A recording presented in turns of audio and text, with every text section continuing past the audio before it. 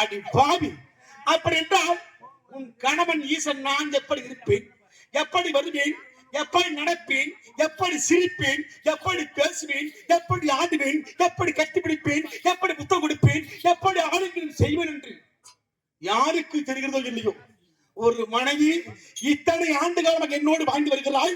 ஒரு கணவனுக்கு மாற்றனுக்கு வித்தியாசம் தெரியாமல் கடுகளவு மாறினால் கூட இவன் கணவன் தான், இவன் மாற்றான் தான் என்று மற்றவருக்கு தெரியும். ஆனால் மும்மூர்த்தி முதல்முத்தியுடைய மனைவி உமாதேவி பார்வதி, என் முருகத்தை பார், சிங்கத்துக்கு நிகராக கம்பீரத்தோடு இருக்கிறேன், பாடும் பிரம்மன் அவனுக்கு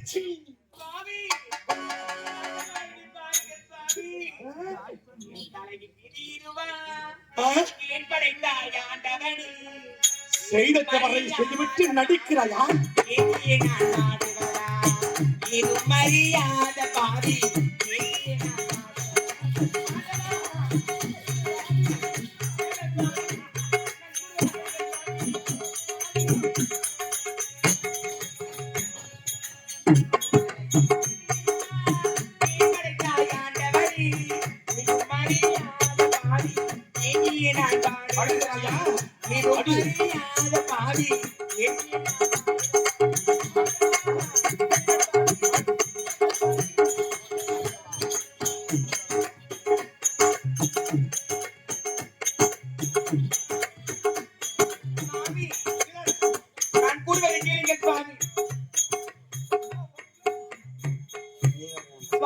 சொல்வதை நான் கேட்பதா?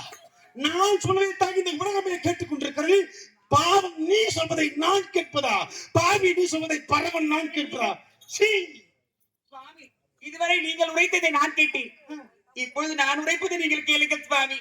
அப்படி என்ன சொல்ல போகிறாய் சொல் சுவாமி. முடித்துவிட்டு கடமை உன் உயிரை எடுக்கப் போகிறேன். அப்படியா? அப்படி என்றார் பாமர மக்களுக்கு எல்லாம் படி அளந்து விட்டு பஞ்சமுக சேவையோடு வந்து என்னை காண்கிறேன் என்று உரைத்தீர் அல்லவா? சொன்னவன் நான் தான், கேட்டவன் நீதான். உங்களுக்காக வழி மீது வைத்து காத்துக் கொண்டிருந்தேன் அல்லவா? மறுப்பு இல்லையே சுவாமி. உங்களுக்கு பஞ்சமுகம், அந்த பாவி பிரம்மனுக்கு பஞ்சமுகம். நிறுத்தடி உன் வார்த்தையை. பூலோகத்தில் வாழக்கூடிய பெண்கள் தான் ஒரு தவறை செய்துவிட்டால் அதை மூடி மறைப்பதற்கு பொய் மறைப்பார்கள். ஐயோ நான் தெரியாதுங்க, அவனே தான் வந்தான், அவனே தான் ஓடுறாரு. பூலோகத்தில் வாழக்கூடிய பெண்கள் தான் இல்லாதது பொல்லாது கட்டு கதைகளை கட்டி கொட்டி அளந்து கடமனை ஏமாற்றுவார்கள். அதுக்கு பேர் பொய். ஆனால் கைலங்கிரி மலையில் வாழக்கூடிய உமாதி உண்மையிலிருந்தும் பொய்யா? சுவாமி, நான் உரைப்பதை கேளுங்கள் சுவாமி. இந்த உலகத்தில் ஐந்தும் உடத்தும் உன்னை கடமைச்சு கடமன் அல்ல, இந்த ஈசன் ஒருவன் தான். அப்படி இருக்க எல்லோருக்கும் தெரியும் பிரம்ம தேவனுக்கு நான் மகம் தான் என்று. எப்படி புதிதாக, எப்படி அழகாக, எப்படி வந்து அந்த ஐந்தாவது முகம், ஏன் முகம்? சுவாமி, நான் கூறுவதை கேளுங்கள் சுவாமி. அந்த பிரம்ம தேவனுக்கும் 5 சிரம். அதனால் தான் பதிக்கு செய்ய வேண்டிய பூஜை அந்த பாவிக்கு செய்து விட்டேன் சுவாமி. அப்படி என்றால் நீ தொட்டு தொட்டு வணங்கும் பொழுது, மாமி நான் மாமன் அல்ல, உங்களுடைய மருமக பிள்ளை பிரம்மதேவன் தான் ஒரு வார்த்தை சொன்னான். உரைக்கவில்லை. ஓஹோ, வாய் பேசாமல் ஊமையாக இருந்து விட்டார். ஏனென்றால் நாம் உலகத்தையே படைக்கின்றோமே, அதனால் தான் உலகத்தை காப்பாற்றுகின்ற ஈஸ்வரனுடைய மனைவியோ நம் அருமை பெருமை தெரிந்து நம் பாதையில் விழுந்து வணங்குகிறாள். அப்படின்னால் ஈஸ்வரன் விட நாம் தான் வேண்டும் என்ற ஆணவத்தோடு வாய் பேசாமல் ஊமையாக இருந்து விட்டார். சுவாமி, இந்த உலகத்தில் உயர்ந்த நீதான். ஆகையால் உங்களுக்கு மட்டும்தான் பஞ்சமுகம் இருக்க வேண்டும். பாவிக்கு பஞ்சமுகம் இருக்கக்கூடாது. அவனது ஒரு முகத்தை கிள்ளி எறிந்து விட்டுவார்கள். சபாஷ். கணவனுக்கு மகிழ்ந்துவகும், மாற்றாடுக்கு மகிழ்ந்துவகும். உமாதேவி எனக்கே கணவன் யார் மாற்றாடு தெரியாமல் தான் பதிவு செய்துவிட்டேன். இந்நிலைமை இதுவரை இனிமேல் தொடரவே கூடாது. அப்படின்றால் உங்களுக்கு மட்டும்தான் இருக்க வேண்டும் அந்த அழகும் பெருமையும் 5 முகமும். அதனால் ஆணவத்துடன் அந்த பாயுடைய 5வது முகத்தை கிள்ளியார்கள். ஒரு மனைவி என்றால் இப்படித்தான் இருக்க வேண்டும். எந்த ஒரு பேரும் புகழும் அழகும் நம்மை தொட்டு தாலி கட்டி கணவனுக்கு மட்டும்தான் இருக்க வேண்டும் என்று உரைக்கிறார்கள் அல்லவா? மனைவி சொல்லை மந்திரம், மற்ற வார்த்தையெல்லாம் தந்திரம் என்று நினைத்து உன் வார்த்தைக்கு மதிப்பு கொடுத்து நேராக செல்கிறேன். சக்தி உலகம் அந்த சண்டார பாவியின் 5வது சிரத்தை அறுத்து எறிந்துவிட்டு அறைகள் வீடுகளை உன்னை வந்து பார்க்கிறேன்.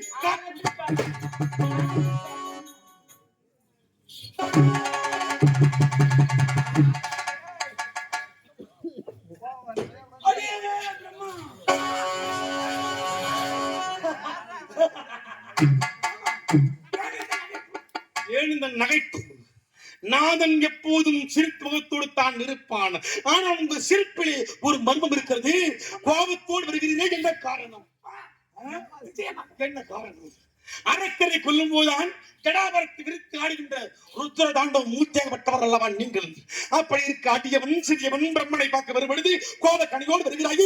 நான் என்ன தவறு செய்தேன் மாமா என்றல்லவா யோசித்துக் கொண்டிருக்கிறார். நான் இல்லாத சமயம் பார்த்து நான் பாடும் படை திரு கையிலாயும் அந்த கையாட்சி நீ வந்தாயா? ஏய், வந்தது தவறுங்க, வந்தது தவறுங்க. நீ மட்டுமல்ல, எத்தனையோ பக்தர்களும் எத்தனையோ முனிவர்களும் தேவர்களும் ஓடி வருகிறார்கள். என் பாதார கமலங்களை பற்றுகிறார்கள், வேண்டு மனங்களை பெறுகிறார்கள், சென்று விடுகிறார்கள். அதுபோன்று நான் இருக்கும் போது நீ வர வேண்டும். இப்ப உடனே சாலைக்கு வரோம், இப்ப சிவான வீட்டுக்கு வரோம், சிவராம வீட்டுக்கு வரோம். அவர் இருக்கும்போது தான் வீட்டுக்கு போகும். ஆம்பளை வீட்டுக்கு போகவே மாட்டோம், போகவே கூடாது. ஆனா அண்ணா இருக்கிறாரா, இந்த வெளியே போயிருக்காருங்க, நான் அப்புறம் வரேங்க. இதான் மரியாதை. அது போன்று நீ வந்திருக்க வேண்டும், என் மனைவியை பார்த்திருக்க வேண்டும், மாமா இருக்க அந்த ஒரு வார்த்தை கேட்டிருக்க வேண்டும். இல்லை என்றால் அங்கிருந்த கடமை புறப்பட்டிருக்க வேண்டும். அதை விட்டு விட்டு நான் அமரக்கூடிய சிம்மாசனத்தில்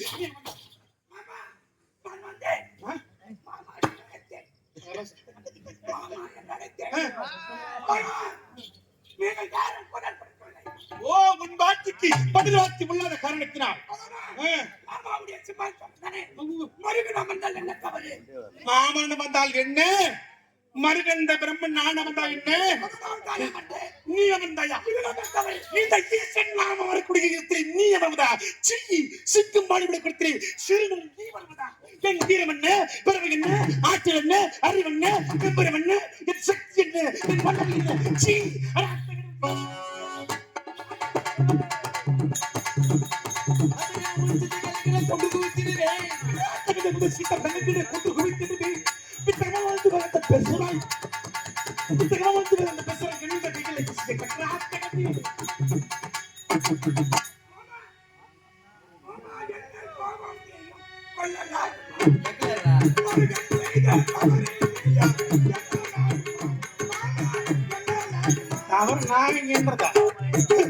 நீ செய்தது மாபெரும் தவறு. தவறை செய்துவிட்டு பழிந்து பாடுகிறாயா?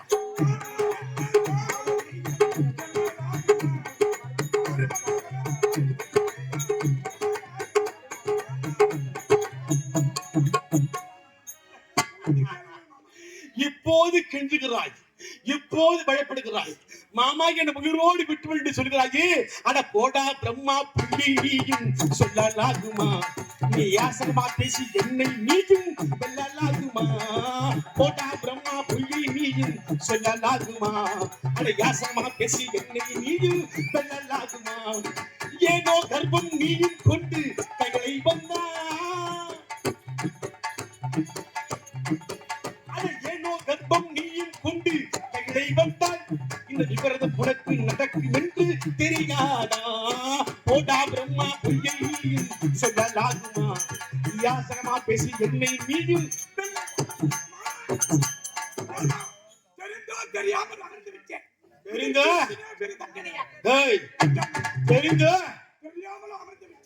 என் மனைவிதான் பதிவு செய்யும் போது மாமி நான் மாமன் அல்ல, நான் உங்களோட மருமக பிள்ளை பிரம்மதி என்று ஏன் நீ ஒரு வார்த்தை சொல்லுங்க? வைத்தியக்காரா, உலகத்தை படைக்கும் கத்திரல்லவா நீ?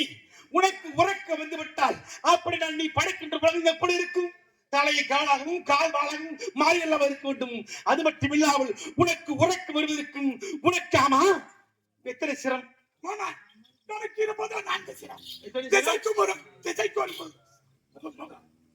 திசைக்கு ஒரு முகமாக, திசைகளோ 4, கிழக்கு மேற்கு வடக்கு தெற்கு.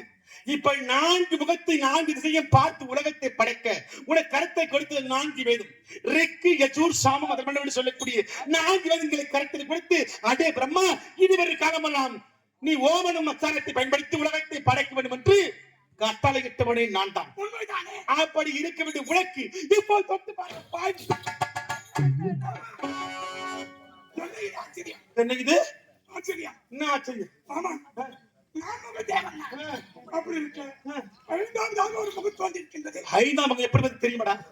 சப்த சாகரத்தை ஆண்டவருக்குரிய சுந்தோப சுந்தரன் 2 அரக்கர்கள் உன்னை குறித்து வரம்பெற்றார் அல்லவா? அவனுக்கு மரணம் ஒன்று ஏற்படுமானால் அண்ணன் கையால் தம்பி மாற வேண்டும், தம்பி கையத்த அண்ணன் மாற வேண்டும், இப்படி ஏற்கு மாற வரம்பெற்றார் அல்லவா? அப்படி வரம்பெற்ற பிறகு தேவலோகத்தை சிறைப்படுத்தி விட்டாய் இருவரும். பார்த்தால் தேவர்கள் 100 ஒளிந்து உன் பாதார கமலங்களை பற்றி பண்ணி ஒரு அழகான பதிவை படைத்தாய். அந்த பதவியை சென்று உன் வார்த்தை கேட்ட அந்த அரக்கரை இருவத்திலே ஆடி பாடி இருவரத்திலே பாதத்தை மறக்க வைத்து மோகத்தை மூட்டி இருவரும் மடிய செய்தது. ஓடி வந்து சொன்ன உடனே சொல்றேன், சொன்ன காரியம் முடிச்சுட்டு அதை விட்டு நீ எப்படி செய்தாய் என்று அங்கு ஆடி ஆட்டத்தை நான் பார்க்க வேண்டும் என்று நீ கேட்டாய். அந்த பெண்ணும் ஆடியது. அப்படி ஆடியுடன் நான் படைத்த பெண் என்பதை மறந்துவிட்டு, அந்த பெண்ணுக்கு நீ தந்தை என்பதை மறந்துவிட்டு படைத்த பெண்ணை மீது நீ ஆசைப்பட்டாய். நேரமாக ஆக அவள் காடென்று பாராமல் மலையென்று பாராமல் ஓடிக்கொண்டிருந்தாள். அந்த பெண்ணை பிழைத்து உனக்கு ஆசை அதிகரித்து விட்டது. ஆசை மோகமாக மாறி மோகம் காமத்தில் விழுந்ததால் உனக்கு நான் முகத்தோடு இந்த சண்டான பாவிக்கு காமத்தை குறிக்கும் விதமாக 5 சிரம்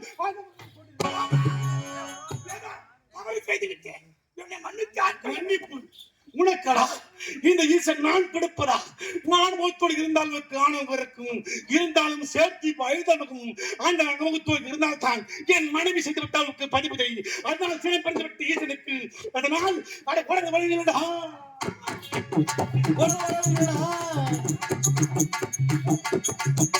ஓடிய ஓடிதான் தெரியும் கொள்வி ஓடி வருந்தாலும் தேடி வருமே வளர்ந்து வளர்ந்தால்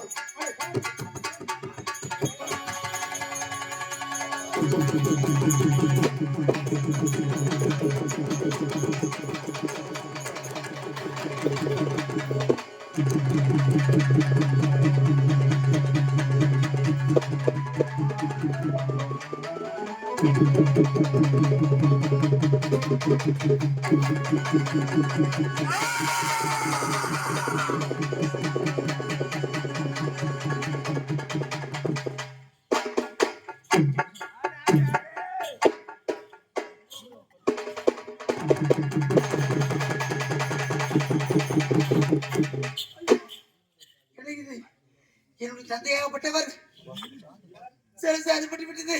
நான் என்ன செய்வேன்?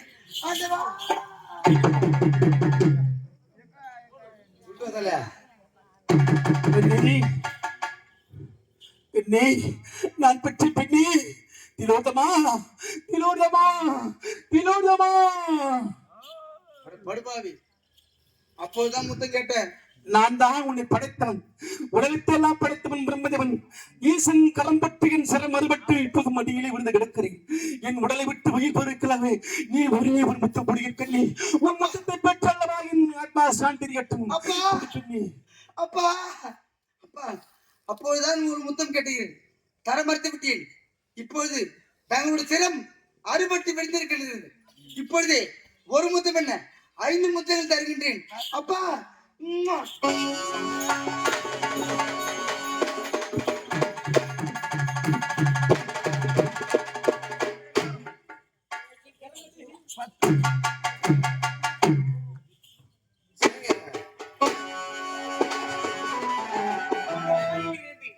இதோ பெண்ணின் அழுகுரல் கேட்கிறது.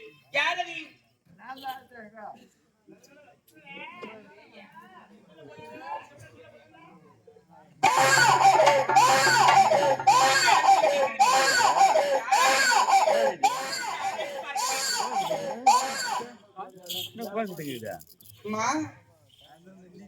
தங்களிடத்திலே பஞ்சமடைந்தேன். ஆனால் என் தந்தையாகப்பட்டவர் ஒரு முத்தம் கேட்டார். நான் மனமகிழ்ந்து 5 முத்தங்களை கொடுத்தேன். அந்த 5 முத்தத்திற்கும் 5 ஆண் குழந்தைகளை பிறந்து 5 ஆண் குழந்தை பிறந்து விட்டதா? நீ திரோட்டமா, நீ கவலை கொள்ள வேண்டாம். ஏன்னா உங்களுக்கு சந்தேகமா இருக்கும், என்னடா அது இப்படி உள்ள போனாங்க உடனே வந்து புள்ள பெத்துக்கிறாங்க. கலியுகத்துல